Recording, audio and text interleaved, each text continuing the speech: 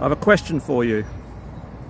How many people actually know another truly awake person who knows the truth of themselves and the truth of all things without question?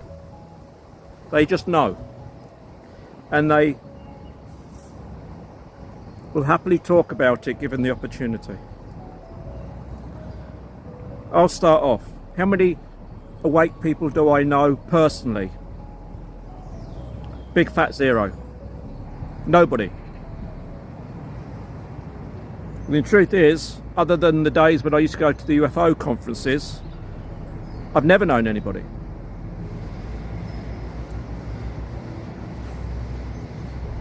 I assume that we've all been strategically placed around the world, so there is one in every area. What is an area? I don't really know. How many awake people would I think are in this town I'm in? Well, personally, I've never met any. None. Obviously, I've not spoken to them all, but when you walk around, you get a knowing, don't you? You walk past somebody, you think, yeah, you know. And then the bigger feeling is, you haven't got a clue.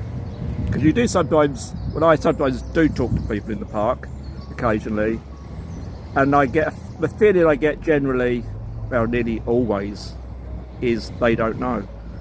In truth, I don't remember the last time I had a conversation with somebody randomly in the park or out walking, and I thought to myself, yeah, you know. Because I always test them. I always slowly edge into the area, and they never know. They never do. So you would think that being awake, you would attract other awake people to have a conversation. But of course, that's not the way it's supposed to work. If you're awake, you attract sleepers, or awake not awake, so you can have the effort or make the attempt to wake them up. And that usually blows up in your face. I remember going back to the days of the 2020, right at the very beginning, and nobody was going to keep me inside. I used to go walking anyway, and I occasionally come across another person and I would start a conversation, but they didn't know. And when I told them what I knew, that was the facts of the matter, they can handle it. I've never met another awake person in this whole town and in the whole area where I've walked. Not one. So this is a very sleepy town. People recognise me now quite often and they come up and talk to me. Most of them don't get it. There's a guy, a particular guy, he's probably watching this, I don't know, but he's come up to me a few times. He's got no idea. And he just wants to argue with me. And I think, I'm not playing that game. You can believe what you like, I really don't care. You know, so I'll be proved to be right, you'll be proved to be wrong. But of course, in his life and in his mind, he's never going to trust it, and it's probably going to blow up in his face. Because if you want to be hell-bent on negativity, that's the way you're going to live, whether you like the idea or not. You know, it's like I said many, many times now, that those, if something wonderful happens in the next 3 weeks, they're not going to buy it. They're going to be expecting the cash. They'll always be expecting something nasty to come around the corner. They're never going to relax. So they're digging themselves a really big hole by thinking that way. You mean, at the end of the day, everybody knows that you are what you think about. What you think and feel about happens, whether you like the idea. So even if the whole world goes into utopia, well, they're not going there, because they're always going to be suspicious. It really has been the loneliest journey of all, isn't it, really? It kind of explains to you that when you was a child, you didn't really have friends. Even when you were like 4, 5, junior school, nobody ever gelled with you. Then you went to secondary school and all that. You never really had real friends, did you? You may have known a few people. I knew a few people, but none of them were really my friends. None. And then I became a teenager. I knew even less people. And when I did meet people, I never fitted. I never wanted to. They were nothing like me. I went to live in London for a while in my late 20s. I knew some people. I knew a gang of people. They weren't like me. They were drunks, they were druggies, you name it, they did it. I didn't do stuff like that. I had a very high degree of self-preservation. I wonder where they are now. I wonder if they're awake or asleep. I really wouldn't like to say. Do I ever want to meet them again? Absolutely not. Do I have a conversation with them again? No. I never fitted in with anybody. I can't remember anybody in my entire life that I can honestly say they were a good friend of mine. Nobody. Not one. I'm thinking now. No.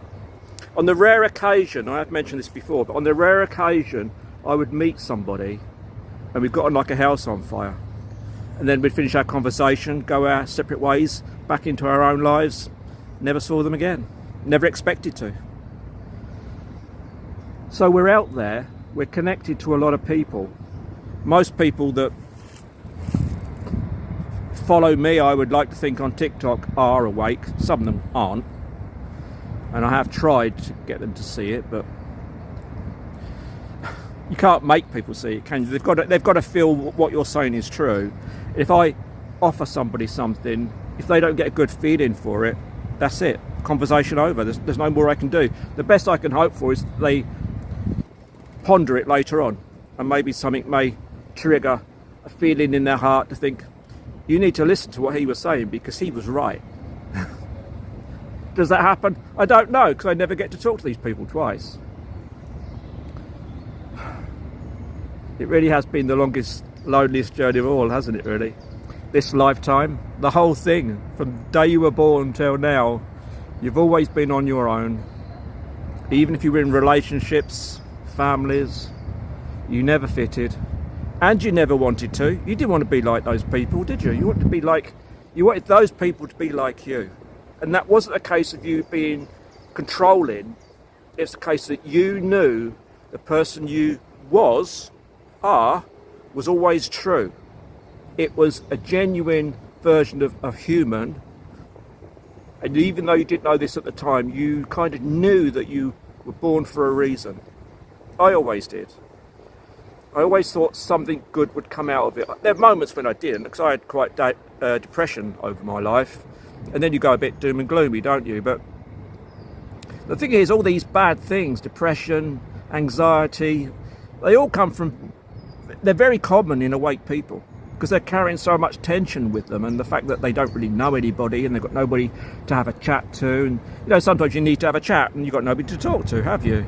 It really has been the longest, loneliest journey of all, but it is slowly coming to an end. They really need to wrap this up now, because it's starting to affect me physically and mentally, that I've taken it to as far as I can take it now. There's not much more I can add. I've got nothing else to say. I've told them my stories, I've told them my experiences, and now it's just a case of doing what I was born to do and getting on with that. So it's just a waiting game now, and I can't do nothing else other than have chats with you online, and eventually we'll be able to do them in person. I have some very big plans for this business. They've always been there. It's going to be absolutely amazing, and that's what keeps me going. If I didn't have that, if I hadn't come to the realisation of me and what I was born to do, I'd be lost, I think. I'd be awake, but I'd be lost at the same time. I wouldn't know who I was. But fortunately, not only am I awake, I also know what I was born to do, and that's why I'm constantly nagging people almost to get themselves reconnected, so they can come to the realisation of who they are and what they were born to do. Because that's why you survived. The survivors of the new humanity need to be awake to themselves more than anything else, so you come to the realisation of what you were born to do. Anyway, I'll leave that one there. I do feel very, very I don't feel myself, but at least I'm managing to put a smile on at the end of this video.